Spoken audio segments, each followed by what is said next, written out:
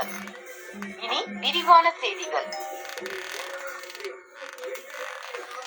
பீகார் மாநிலம் பாட்னாவில் civil court உள்ளது. இந்த கோர்ட்டில் இன்று வழக்கமான பணிகள் நடைபெற்று வந்தன. இந்நிலையில் கோர்ட் பதிவாளர் அலுவலகத்திற்கு இன்று மர்ம இமெயில் வந்தது.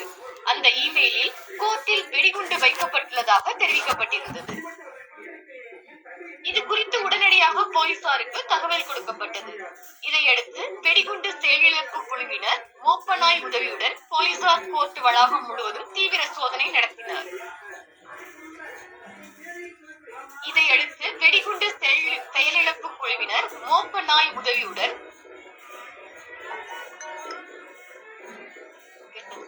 தப்பா இருக்கு. ஓகே, நான் அடுத்த சென்டென்ஸ் போறேன். சோதனையில் வெடிகுண்டு மிரட்டல் புரளி என்பது தெரிய வந்தது.